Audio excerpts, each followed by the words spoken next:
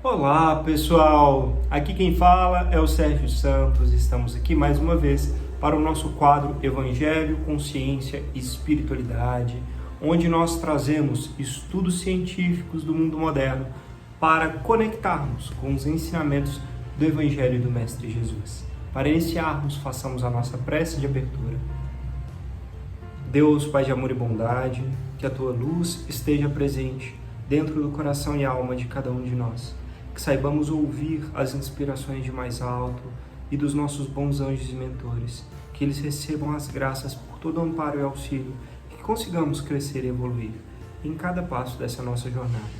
Que assim seja. Muito bem, hoje nós vamos conversar um pouco sobre os efeitos do bem imediato, do prazer imediato que buscamos e daquele prazer que pode ser construído cronicamente, cientificamente, como isso nos afeta. E para iniciarmos falando sobre o bem e o prazer, vamos ler um trecho do Evangelho de Jesus, comentado por Emmanuel e psicografado por Chico Xavier, e hoje o trecho é Mateus, capítulo 7, versículo 14. Quão estreita a porta e apertado o caminho que conduz à vida, e poucos são os que encontram meio bem. Frequentemente somos defrontados por aqueles que admiram o amor aos semelhantes e que se corajem para cortar as raízes do apego a si próprios, se afeiçoam às atividades do meio bem, continuando envolvidos no movimento do mal. Emprestam valioso concurso a quem administra, mas requisitam favores e privilégios suscitando dificuldades. Financiam tarefas beneficentes, distendendo reais benefícios. No entanto, cobram tributos de gratidão multiplicando problemas. Entram em lares sofredores, fazendo-se necessários pelo carinho que demonstram, mas solicitam concessões que ferem quais rijos golpes. Oferecem cooperação preciosa em socorrendo as aflições alheias. No entanto, exigem atenções especiais, criando constrangimentos. Alimentam necessitados e põem-lhes cargas nos ombros. Acolhem crianças menos felizes, reservando-lhes o jugo da servidão no abrigo familiar. Elogiam companheiros para que esses mesmos companheiros lhe erijam um trono. Protegem amigos diligenciando convertê-los em joguetes e escravos. Não desconhecemos que todo cultivador espera resultados da lavoura a que se dedica e nem ignoramos que semear e colher conforme a plantação constituem operações matemáticas no mecanismo da lei. Examinamos aqui tão somente a estranha atitude daqueles que não negam a eficácia da abnegação, entregando-se, porém, aos desvairados egoísmos de quem costuma distribuir 5 moedas no auxílio aos outros com a intenção de obter 5.000. Efetivamente, o mínimo bem vale por luz divina, mas, se levado a efeito sem propósitos secundários, como no caso da humildade da viúva do Evangelho, que se destacou nos ensinamentos do Cristo, pode haver cedido de si mesma a singela importância de 2 vinténs sem ter qualquer condição. Precatemo-nos desse modo contra o sistema do meio-bem, por onde o mal se insinua, envenenando a fonte das boas obras. Estrada construída pela metade patrocina acidentes. Víboras penetram em casa, vorando brechas. O bem pede doação total para que se realize no mundo ao bem de todos. E é por isso que a doutrina espírita nos esclarece que o bem deve ser praticado com absoluto desinteresse e infatigável devotamento, sem que nos seja lícito, em se tratando de nossa pessoa, reclamar bem algum. Que assim seja. Eita! Esse texto é um puxão de orelha para todos nós. Eu acho que é muito difícil, dentre nós, seres aqui encarnados, aqueles que não fizeram alguma atitude boa, pensando, mesmo que às vezes de uma forma subliminar e até inconsciente, que poderia receber no futuro algo bom por estar fazendo aquela atitude. E nós, muitas vezes, ainda continuamos fazendo isso. E, como Emmanuel mesmo comenta, o bem é o bem, Não existe limitações para falar que o bem não deve ser feito. Então, qualquer atitude boa, ela vai gerar bons frutos de alguma forma. O problema é esse meio bem que nós costumamos fazer por nossa inferioridade ainda, por nossa ainda pequenez, pelo egoísmo que ainda conservamos em nós. Mas estamos sendo convocados a fazer um esforço para vencê-lo.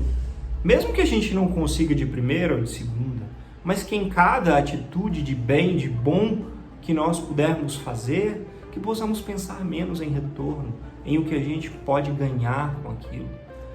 Tanto isso vale para o trabalho, vale no lar, quando a gente faz algo pelos nossos parceiros e companheiros dentro de casa, quando ajudamos um amigo de serviço, quando fazemos uma doação para alguém materialmente, até mesmo quando fazemos o bem pensando em retorno de Deus, que a gente consiga se vencer, sabe? Que é esse trabalho constante de vencermos a nós mesmos, que é o mais difícil e no final é o objetivo de toda essa existência na Terra, de todas as existências que tenhamos, vencer as fraquezas e mazelas que carregamos ainda dentro de nós. Que possamos então fazer esse esforço para vencer esse meio bem, porque ele se mostra tão corriqueiramente ainda em nós e na nossa terra. Esses exemplos que Emmanuel nos traz são tão claros. Pessoas que às vezes adotam uma criança, fazendo o bem para tirá-la da rua, mas querem que elas sirvam dentro de casa. Pessoas que às vezes fazem um auxílio a um colega de trabalho, mas querem uma bonificação e recompensa financeira. Pessoas como nós, que tantas vezes fazemos algo dentro de casa por um ente querido e esperamos que ele nos retribua quando nós precisarmos de alguma forma. Tantas coisas, de pequenas a grandes, Se nós levarmos para esferas superiores de administração neste nosso planeta, os políticos fazem isso quantas e quantas vezes. Fazem atitudes de bem para alguns, mas querem retorno.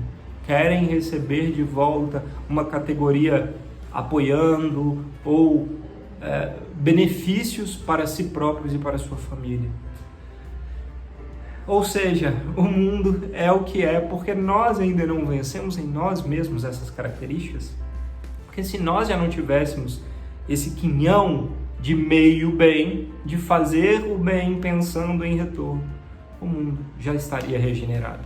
Nós já não estaríamos em provas e expiações como ainda vivemos. E no final, o que podemos fazer? Nada para mudar o outro, mas tudo para mudar a nós mesmos. O único esforço válido e capaz de ser feito é o de, mesmo na queda e nos erros, reconhecê-la e se esforçar para fazer melhor da próxima. Porque uma certeza nós temos: a vida vai continuar nos dando provas até que nós tenhamos vencido e evoluído, porque no final o objetivo todo é esse.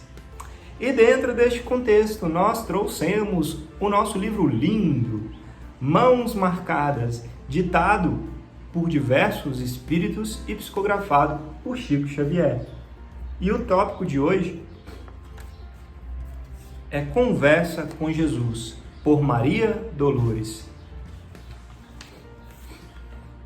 Senhor, não lastimamos tanto contemplar no caminho a penúria sem nome, porque sabemos que socorrerás os famintos de pão e os sedentos de paz. Dói encontrar na vida os que fazem a fome. Ante aqueles que choram, não lamentamos tanto, já que estendes o braço aos que gemem de angústia e de cansaço. Deploramos achar nas multidões do mundo os que abrem na terra as comportas do pranto. Não lastimamos tanto os que se esfalfam carregando a aflição da férrea cruz, de vez que nós sabemos quanto assistes os humildes e os tristes. Lastimamos os cérebros que brilham e sonegam a luz.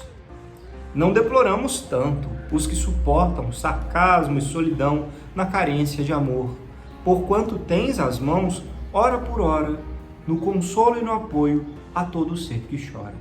Lamentamos fitar os amigos felizes que alimentam a dor. É por isso, Jesus, que nós te suplicamos, Não nos deixeis seguir-te o passo em vão, que o prazer do conforto não nos vença. Livra-nos de tombar no pó da indiferença.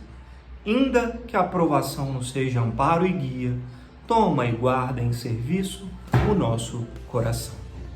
Que assim seja.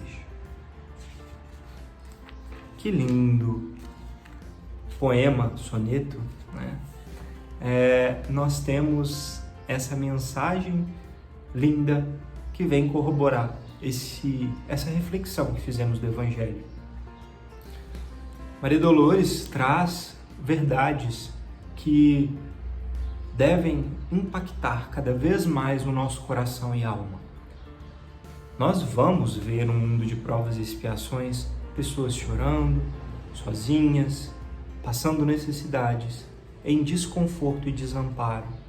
Mas sabemos que Jesus está socorrendo a cada uma delas da melhor forma e que cada vivência dessa está fazendo com que essas pessoas cresçam e evoluam. Mas nós devemos sim fazer a nossa parte para auxiliar.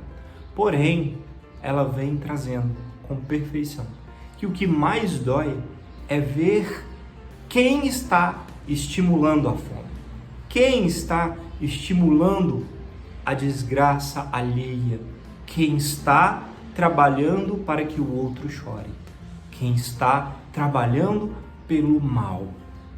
Ou seja, quando alguém não faz o bem, eles podem estar automaticamente estimulando o mal e o sofrimento alheio.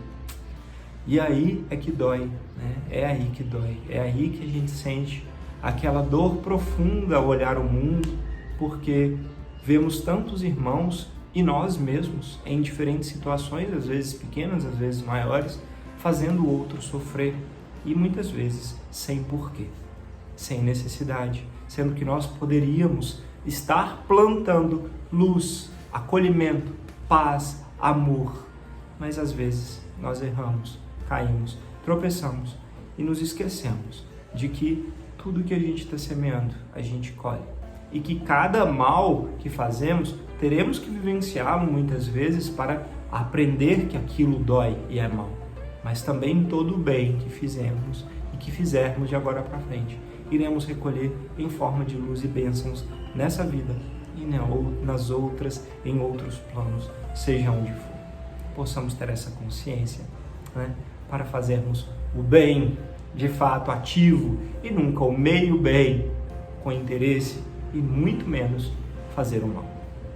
E dentro deste contexto do bem, de fazer o bem, das atividades que são boas, nós trouxemos um artigo científico muito interessante, cujo título é o seguinte: Ser bom fazendo o bem. 2 pontos. Atividade eudaimônica diária e bem-estar.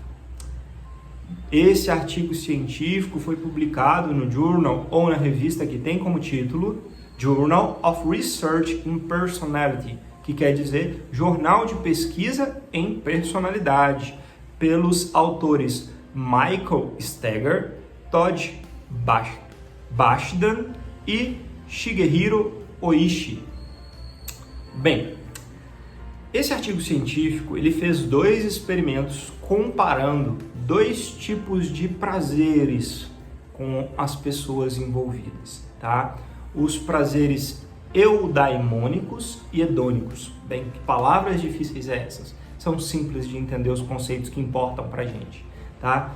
Bem, quando a gente faz uma atitude para gerar prazer e bem-estar eudaimônico, quer dizer alguma coisa recorrente que a gente vai fazer para conquista crônica ao longo do tempo do bem-estar, do prazer e do nosso crescimento. Por exemplo, nós vamos ler um livro para aprender um conhecimento e aí vamos estudar, fazer um curso inteiro. Então, nós vamos construir um conhecimento e um prazer lá na frente, né? Que vai ser crônico ao longo da vida. Então, eudaimônico.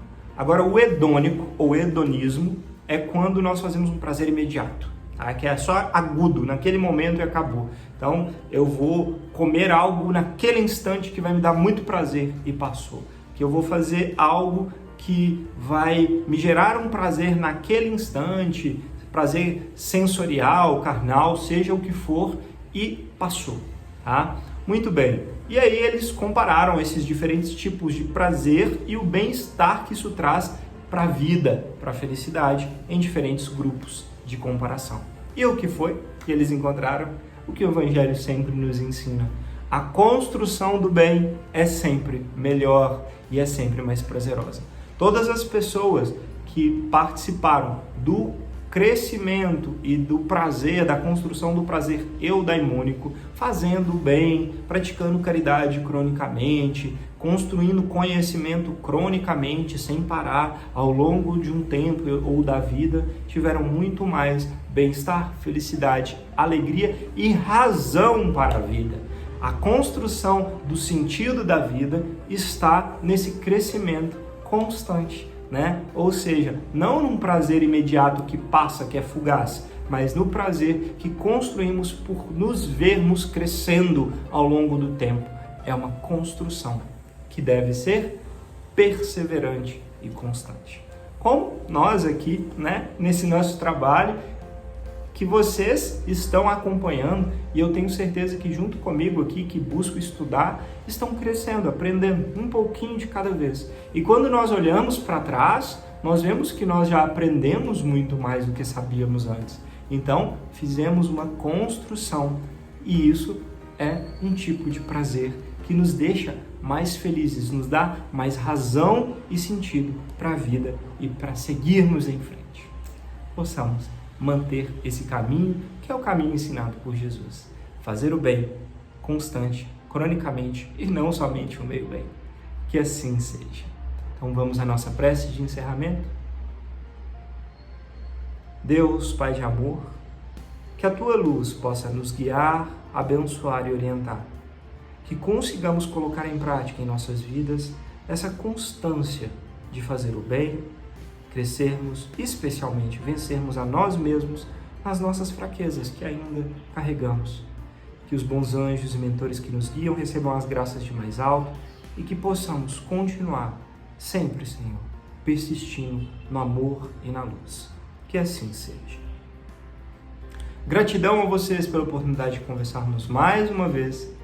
Namastê e até a próxima.